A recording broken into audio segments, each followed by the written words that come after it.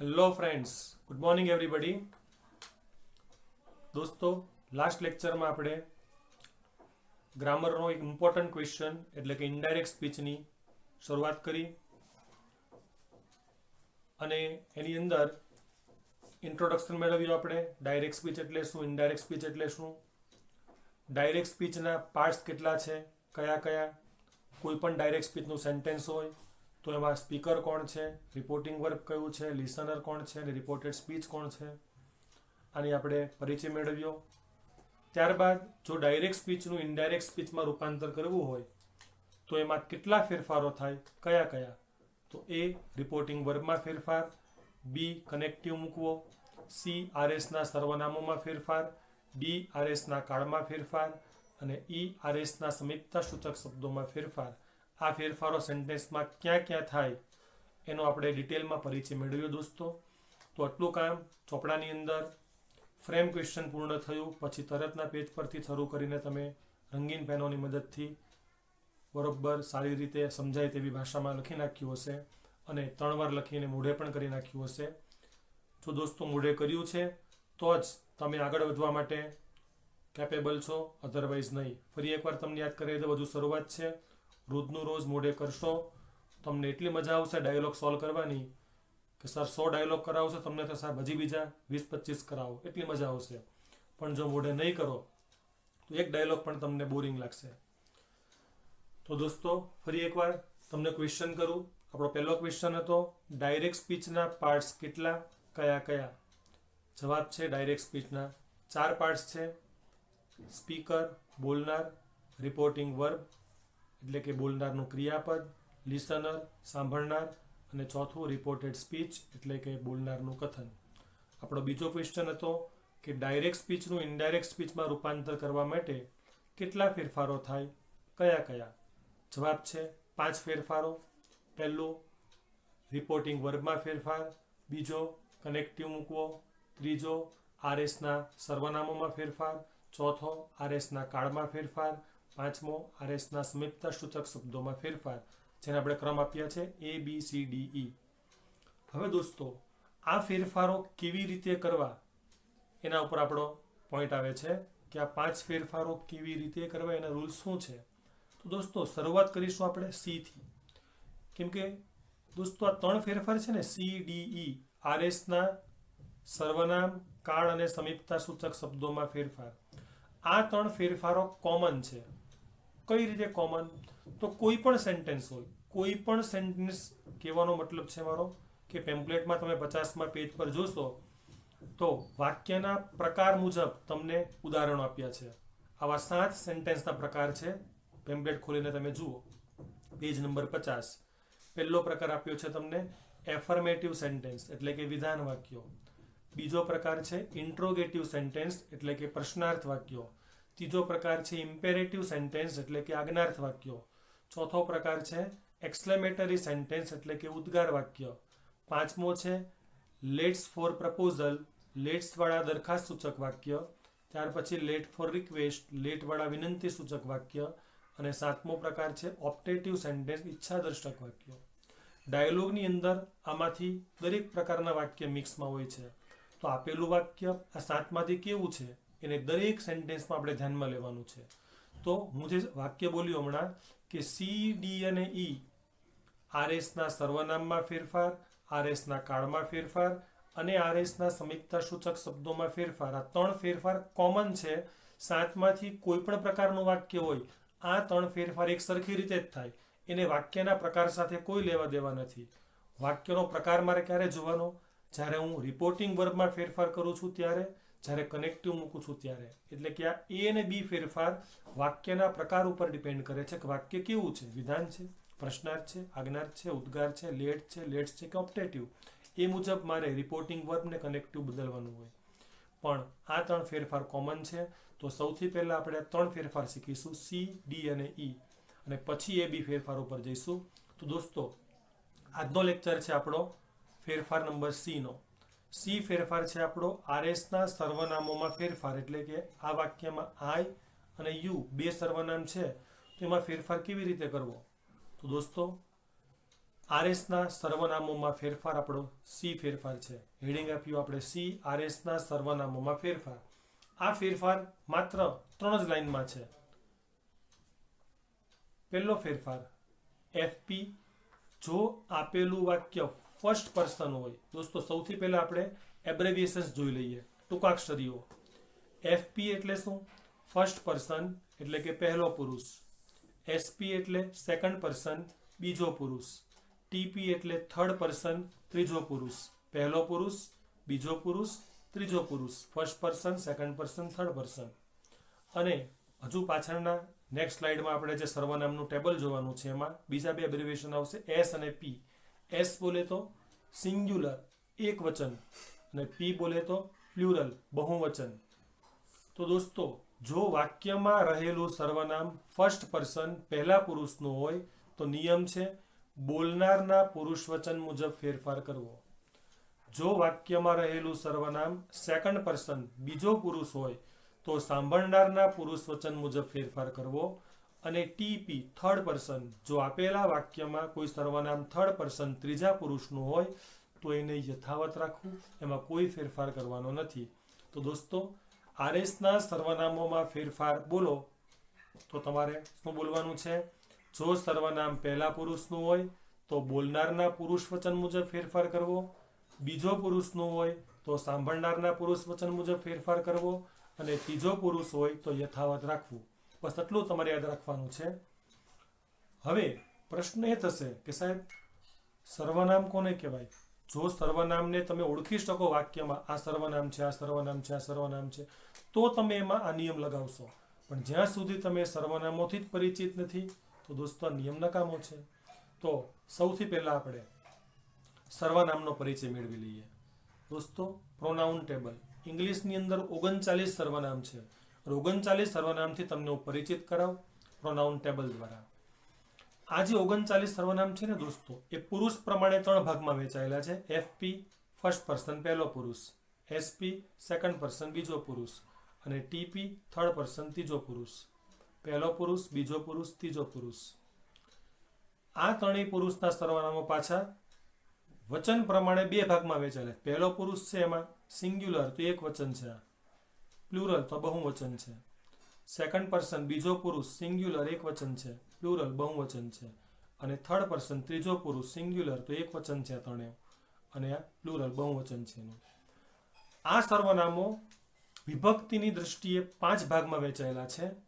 પહેલી વિભક્તિ છે એની સબ્જેક્ટ પ્રોનાઉન એટલે કે કર્તા વિભક્તિ, ઓબ્જેક્ટ પ્રોનાઉન કર્મ વિભક્તિ, ફર્સ્ટ પોઝેસિવ પ્રથમ સંબંધક વિભક્તિ, સેકન્ડ પોઝેસિવ દ્વિતીય સંબંધક વિભક્તિ અને રિફ્લેક્સિવ પ્રોનાઉન એટલે કર્તા પર પ્રતિષ્ઠિત થતું સર્વનામ. આમ 5 ભાગમાં વહેંચાયેલા છે. અને આ બાજુ 1 2 3 4 5 6 7 8 તો 8 પંચા 40. પણ ઈટ સર્વનામ જે છે ને દોસ્તો ઈટ એની સેકન્ડ પોઝેસિવ અસ્તિત્વમાં નથી એટલે 40માંથી 1 બાદ થઈ ગયું. 39 સર્વનામો આપણે યાદ રાખવાનું. તમને યાદ જ છે, જસ્ટ ખાલી રિવિઝન છે. દોસ્તો સૌથી પહેલા જોઈએ આપણે સબ્જેક્ટ પ્રોનાઉન કર્તા વિભક્તિ.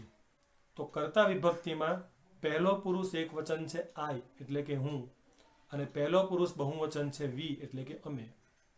બીજો પુરુષ એક વચન છે યુ તું, બહુવચન છે યુ તમે. ત્રીજો પુરુષ એક વચન છે હી તે શી તેણી ઈટ તે. હી જે પુરુષ જાતિ માટે વપરાય છે, શી જે સ્ત્રી જાતિ માટે વપરાય છે અને ઈટ જે નિર્જીવ વસ્તુ પ્રાણી વનસ્પતિ માટે વપરાય છે. અને આ ત્રણેયનું દોસ્તો પ્લુરલ બહુવચન એક જ છે ધે. હી નું બહુવચન પણ ધે, શી નું બહુવચન પણ ધે, ઈટ નું બહુવચન પણ ધે. તો આઈ વી you he she it they આ 8 સર્વનામો એ સર્વનામની કર્તા વિભક્તિ છે.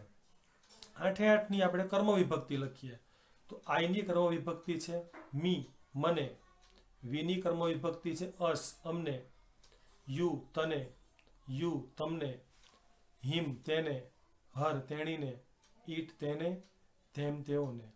હવે દોસ્તો આ યુ સર્વનામ છે એની કર્તા ને કર્મ વિભક્તિ સરખી છે યુ. તો કોઈ સેન્ટેન્સમાં જ્યારે યુ આવે જેમ કે આપણા વાક્યમાં જ છે Radha said to Mohan I will give you a gift tomorrow, આમાં યુ છે.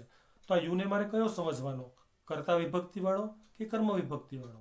તો તો દોસ્તો તમને કર્તા અને કર્મનું સ્થાન વાક્યમાં ખબર હોવું જોઈએ. કોઈ પણ સેન્ટેન્સની પેટર્ન શું હોય? કર્તા વત્તા ક્રિયાપદ વત્તા કર્મ. જો યુ ક્રિયાપદની પહેલા હોય તો એ કર્તા વિભક્તિ છે. જો યુ ક્રિયાપદની પાછળ હોય તો એ કર્મ વિભક્તિ છે. અહીંયા યુ ક્યાં છે? વિલ ગીવ ક્રિયાપદની પાછળ, માટે યુ કયો છે?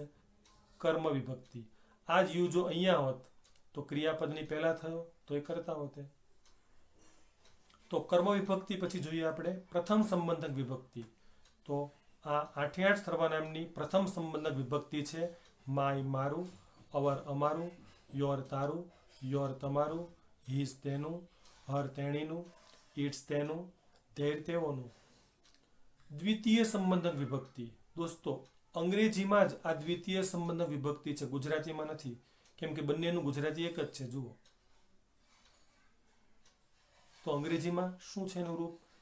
માઇન મારું, અવર્સ અમારું, યોર્સ તારું, યોર્સ તમારું, હીઝ તેનું, હર્સ તેણીનું અને ધેર્સ તેઓનું. તો ઇંગ્લિશમાં બંને કેમ અલગ છે? દોસ્તો તમને એક્ઝામ્પલ દ્વારા સમજાવું કે બે મિત્રો હોમવર્ક કરવા બેઠા. હોમવર્ક પૂર્ણ થયું પછી પોતપોતાની પેન્સિલ, રબર, ફૂટપટ્ટી એ છૂટા પાડે છે. એમાં પેનની વાત આવી. એક મિત્ર બીજા મિત્રને કહે છે કે આ મારી પેન છે, પેલી તારી છે. આ મારી પેન છે, પેલી તારી છે. પેલી તારી છે. દોસ્તો આ વાક્યનું અર્થઘટન શું કરવું? તો પહેલા સેન્ટેન્સમાં મારી પેન એવો શબ્દ આવ્યો. આ મારી પેન છે, પેલી તારી છે, મતલબ પેલી તારી પેન છે. પણ પેન શબ્દનું રિવિઝન ટાળવું હોય તો ત્યારે શેનો ઉપયોગ થાય છે? દ્વિતીય સંબંધક. ઇંગ્લિશમાં જો બંને વખત તારી શબ્દ મૂકું, પેન શબ્દ મૂકું તો વાક્ય શું થશે? This is my pen, that is your pen. This is my pen, that is your pen. પણ આ વાક્ય ગ્રામેટિકલી રોંગ કહેવાશે, કેમ કે પેન નાઉન 2 વખત યુઝ થયું. એકને એક નાઉન સેન્ટેન્સમાં બીજી વાર યુઝ ન થવું જોઈએ. તો મારે શું કરવાનું? This is my pen, that is yours. તો yours is equal to your plus pen. ઊંધું બોલીએ, આ તારી પેન છે, પેલી મારી છે. તો this is your pen, that is mine. Mine is equal to my plus pen. દોસ્તો આ છે બંનેનો ડિફરન્સ. અને છેલ્લું છે રિફ્લેક્સિવ પ્રોનાઉન. કર્તા પર પ્રતિક્ષિપ્ત થતું સર્વનામ. કર્તા પોતાના કામ માટે પોતાના પર ડિપેન્ડેન્ટ છે, પોતાના પર આધારિત છે, પોતાની જાતે કામ કરે છે એવું બતાવવા માટે આનો યુઝ થાય છે. તો આઈનું રિફ્લેક્સિવ છે માય સેલ્ફ, મારી જાતે. વીનું રિફ્લેક્સિવ છે અવર સેલ્ફ્સ. દોસ્તો બહુવચન જે આવે, બહુવચન 3 છે, કા વી, આ યુ અને આ ધે. એમાં સેલ્ફનું શું થઈ જાય? સેલ્ફ્સ, એફનો VES. અવર સેલ્ફ્સ અમારી જાતે, યોર સેલ્ફ તારી જાતે, યોર સેલ્ફ તમારી જાતે, હિમસેલ્ફ તેની જાતે, હર સેલ્ફ તેણીની જાતે, ઇટ સેલ્ફ તેની જાતે, ધેમ સેલ્ફ તેઓની જાતે. દોસ્તો આ સર્વનામને તમારે યાદ કેવી રીતે રાખવાના છે? આ રીતે આડા યાદ રાખવાના છે. કે તમને પ્રશ્ન પૂછું કે પહેલો પુરુષના સર્વનામો બોલો, તો પહેલો પુરુષ એક વચનમાં આવશે I, me, my, mine, myself, we, us, our, ours, ourselves. બીજો પુરુષના સર્વનામો બોલો તો એક વચનમાં આવશે you, you, your, yours, yourself. બહુવચનમાં આવશે you, you, your, yours, yourselves. ત્રીજો પુરુષના સર્વનામો બોલો તો એક વચનમાં આવશે he, him, his, his, himself, she, her, her, hers, herself, it, it, its, dash, itself. અને બહુવચન આવશે they, them, their, theirs, themselves. દોસ્તો કડકડાટ તમને આ ટેબલ આ રીતે બોલતા આવડવું જોઈએ. ફરીથી I, me, my, mine, myself, we, us, our, ours, ourself, you, you, your, yours, yourself, you, you, your, yours, yourself, he, him, his, himself, she, her, hers, herself, it, its, dash, itself, they, them, theirs, themselves. અને આ table નજર સામે તમને દેખાવું જોઈએ, કેમ કે સર્વનામનો ફેરફાર કરતી વખતે તમારે ટેબલમાં જોવાનું છે, સેમ લોક ટેબલની જેમ. જી હા દોસ્તો, સર્વનામનો ફેરફાર આ ટેબલમાં તમારે લોક ટેબલની જેમ જ જોઈને કરવાનો છે. તમને સમજાવું, જુઓ. આપણું જે એક્ઝામ્પલ પહેલી સ્લાઇડથી ચાલ્યું આવે છે જ કે Radha said to Mohan I will give you a gift tomorrow. આ વાક્યમાં જો મારે સી ફેરફાર કરવો છે, સી ફેરફાર એટલે આપણો RSના સર્વનામોમાં ફેરફાર. અને આ ફેરફાર ફરીથી યાદ કરી લઈએ જો પહેલો પુરુષ હોય તો બોલનારના પુરુષ વચન મુજબ ફેરફાર, બીજો પુરુષ હોય તો સાંભળનારના પુરુષ વચન મુજબ ફેરફાર, ત્રીજો પુરુષ હોય તો યથાવત રાખવો. ફરીથી પહેલો પુરુષ એટલે કે આ 10, આ 10 માંથી કોઈ સર્વનામ વાક્યમાં આવે તો બોલનારના પુરુષ વચન મુજબ ફેરફાર કરવો. બીજો પુરુષ એટલે આ 10 જે ગ્રીન બોક્સમાં છે, આ 10 માંથી કોઈ સર્વનામ આવે તો સાંભળનારના પુરુષ વચન મુજબ ફેરફાર કરવો. અને ત્રીજો પુરુષ દોસ્તો 19 સર્વનામ સૌથી વધારે ત્રીજા પુરુષમાં છે, અને ત્રીજા પુરુષનો નિયમ શું છે? યથાવત. જો હી, શી, ઇટ કે ધેનું કોઈ પણ રૂપ સેન્ટેન્સમાં દેખાય તો તમારે એમાં કોઈ ફેરફાર કરવાનો નથી. ફેરફાર માત્ર પહેલો બીજો બે જ પુરુષમાં કરવાના છે. તો આપણા સેન્ટેન્સમાં એક સર્વનામ છે આઈ અને એક છે યુ. આઈ કયું છે? તો આ અહીંયા છે માટે કયું છે? ફર્સ્ટ પર્સન, પહેલો પુરુષ છે. અને યુ જે અહીંયા છે, બેમાંથી કયું છે? યુનું સ્થાન જોયું, ક્રિયાપદની પાછળ, પાછળ એટલે કર્મ, માટે કર્મ વિભક્તિ યુ, જે બીજો પુરુષ છે. તો દોસ્તો હવે ફેરફાર કેમ કરવો જુઓ. આઈ છે, આઈ પર આંગળી મૂકી મેં. હવે નિયમ બોલવાનો. આઈ પહેલો પુરુષ હોય તો બોલનારના પુરુષ વચન મુજબ ફેરફાર કરવો. તરત મારે વાક્યનો બોલનાર જોવાનો. કોણ છે? રાધા. અહીંયા આપણી આંગળી છે જ, તો બીજી આંગળી કેમ મૂકવાની? રાધા ગોતવાની આમાંથી. રાધા એટલે તો શી. દોસ્તો આઈનું શું થશે? શી. એટલું યાદ રાખજો કે આપેલું સર્વનામ આ ટેબલની જે કોલમમાં છે, જે કોલમમાં, કોલમ આને ઊભી કોલમ કહેવાય, એની જગ્યાએ એ જ કોલમમાંથી સર્વનામ આવે, બીજી કોલમમાંથી નહીં. આઈ અહીંયા છે તો આઈની જગ્યાએ જે આવશે આ જ કોલમમાંથી આવશે. જો વાક્યમાં મી હોત તો મીની જગ્યાએ આ જ કોલમમાંથી આવે, અધર કોલમમાંથી નહીં. જોવાનું લોક ટેબલની જેમ. આઈ છે, વાક્યનો બોલનાર રાધા છે, રાધા એટલે શી, તો આઈનું થયું શી. યુની વાત કરીએ. જુઓ યુ, બે યુ છે, કર્તા ને કર્મ. નક્કી કરો, તમને શીખવ્યું મેં. કર્તા છે કે કર્મ, સ્થાન પરથી, ક્રિયાપદની આગળ તો કર્તા, પાછળ તો કર્મ. પાછળ છે યુ માટે કર્મ. યુનો નિયમ બોલીએ. યુ એટલે સેકન્ડ પર્સન, બીજો પુરુષ. બીજા પુરુષનો નિયમ છે સાંભળનારના પુરુષ વચન મુજબ ફેરફાર કરવો. તરત વાક્યનો સાંભળનાર જોયો, મોહન. યુ પર આપણે એક આંગળી છે, હવે મોહનને શોધવાનો. અહીંયા મોહન એટલે હી. બીજી આંગળી ઈ પર મૂકી. પહેલી આંગળી આપણી યુ પર છે, બીજી આંગળી ઈ પર છે. બંને આંગળીને ભેગી કરો, આને નીચે લાવો, આને આ બાજુ લાવો, તો યુનું શું થશે દોસ્તો? હિમ. સેમ લોક ટેબલની જેમ જોયું કે નહીં આપણે? યુ, હી બંને ક્યાં ભેગા થાય છે? યુને નીચે લાવો, હીને જમણી તરફ ખસાવો, તો યુનું થયું હિમ. યુનું થશે અહીંયા હિમ. દોસ્તો આ ફેરફાર ક્યારે મોઢે ન રાખવો કે આ સેન્ટેન્સમાં યુનું હિમ થયું મતલબ દરેક સેન્ટેન્સમાં યુનું હિમ થાય. ના દોસ્તો, દરેક જગ્યાએ બોલનાર સાંભળનાર બદલા કરશે. દરેક વખતે કમ્પલસરી ટેબલમાં જોઈને જ ફેરફાર કરવો. ટેબલમાં જોઈને મતલબ ટેબલ આપણને એક્ઝામમાં લોક ટેબલની જેમ પ્રોવાઈડ નથી કરવાના. હમણાં તમને કીધું લોક ટેબલની જેમ આ ટેબલ આપણને નજર સામે દેખાવું જોઈએ. I, me, my, mine, myself, we, us, our, ours, ourselves, જેમ બોલી ગયા મોઢે આપણે આખું ટેબલ આપણે નજર સામે આપણને દેખાવું જોઈએ. લોક ટેબલની જેમ એમાં જોવાનું અને બંને આંગળી મેળવીને શું આવશે નક્કી કરવાનું. દોસ્તો ફરીવાર, પહેલો પુરુષમાં 10 સર્વનામ છે, જેમાં ફેરફાર કરવાનો છે તમારે બોલનાર મુજબ, એટલે કે આના મુજબ. બીજો પુરુષના 10 સર્વનામ છે, એમાં ફેરફાર કરવાનો છે સાંભળનાર મુજબ, એટલે આના મુજબ. અહીંયા જે હોય વાક્યમાં એના મુજબ. અને ત્રીજા પુરુષમાં 19 સૌથી વધુ સર્વનામ છે, જેમાં ફેરફાર કરવાનો જ નથી આપણે. હી, શી, ઇટ કે ધેનું 19 માંથી કોઈ પણ રૂપ વાક્યમાં ક્યાંય પણ આવે એને યથાવત રાખવાનું છે, એમનું એમ જ રાખવાનું છે. દોસ્તો આ ટેબલ જ્યારે તમે નોટબુકમાં તમારા ચોપડામાં લખો છો, ગુજરાતી સાથે લખવાનું છે. અને આટલું મોટું ટેબલ તમારું એક પેજમાં નહીં સમાશે. જો કીડી જેવો અક્ષર કરશો, નેનો ટેકનોલોજીનો યુઝ કરશો તો એ તમને વાંચવાની ક્યારેય મજા નહીં આવે. તો ચોપડાના સામેના 2 પેજ લેવાના. ભલે તમે આગળના પેજ પર પહોંચ્યા છો એને છોડી દો, બાકીનું ત્યાં લખી નાખજો. આના માટે કમ્પલસરી સામેના 2 પેજ લેવાના છે અને ત્યાં મોટું ટેબલ બનાવવાનું છે. સમજાય દોસ્તો? આ 3 કોલમ જે છે 1, 2, 3 અહીંયા સુધી તમારું પહેલા પેજમાં, અને આ 2 કોલમ સામેના પેજમાં બનાવવાની છે મોટું. 2 લાઈન છોડીને આખું પેજ તમારે ભરવાનું છે. અલગ અલગ કલરનો યુઝ કરશો, વેરિએશન આપજો. પહેલા પુરુષનો અલગ કલર, બીજા પુરુષનો અલગ કલર, ત્રીજાનો અલગ કલર. પહેલામાં પણ એક વચનનો અલગ કલર, બહુવચનનો અલગ કલર. તો આ રીતે પ્રોનાઉન ટેબલ તમારે ચોપડામાં બનાવવાનું છે. આજે જે ભણ્યા દોસ્તો એના ક્વેશ્ચન તમારે તમારી જાતને શું પૂછવાના છે? સૌથી પહેલા તો FP એટલે ફર્સ્ટ પર્સન પહેલો પુરુષ, એસપી એટલે સેકન્ડ પર્સન બીજો પુરુષ, ટીપી એટલે થર્ડ પર્સન ત્રીજો પુરુષ, એસ એટલે સિંગ્યુલર એકવચન, પી એટલે પ્લુરલ બહુવચન. નેક્સ્ટ ક્વેશ્ચન છે આરએસના સર્વનામમાં ફેરફાર કઈ રીતે કરવા? તો આપણો જવાબ છે જો સર્વનામ પહેલા પુરુષનું હોય તો બોલનારના પુરુષ વચન મુજબ ફેરફાર કરવો, જો સર્વનામ બીજા પુરુષનું હોય તો સાંભળનારના પુરુષ વચન મુજબ ફેરફાર કરવો, જો સર્વનામ ત્રીજા પુરુષનું હોય તો યથાવત રાખવું. સર્વનામ પહેલા પુરુષમાં કયા સર્વનામ આવે? I, me, my, mine, myself, we, us, our, ours, ourselves. બીજા પુરુષના સર્વનામો કયા? You, your, yours, yourself, you, your, yours, yourself. ત્રીજા પુરુષના સર્વનામો કયા? He, him, his, his, himself, she, her, hers, herself, it, its, dash, itself, they, them, their, theirs, themself. દોસ્તો આટલું તમારે પાક્કું લર્ન કરી નાખવાનું છે આજનું કામ તમારું 2 દિવસમાં. નેક્સ્ટ લેક્ચર આવે પહેલાં આટલું કડકડાટ મોઢે જોઈએ.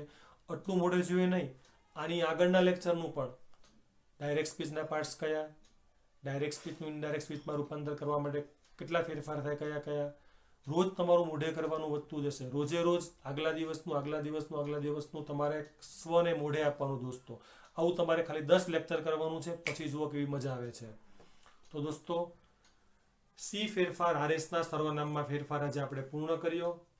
કમ્પ્લેટ નોટમાં વ્યવસ્થિત સુંદર અક્ષરે ડિઝાઇન કરીને ઉતારીને કમ્પ્લેટ મોઢે કરી નાખવાનું છે. અને ડી અને ઈ ફેરફારો આવતા લેક્ચરમાં આપણે ભણીશું.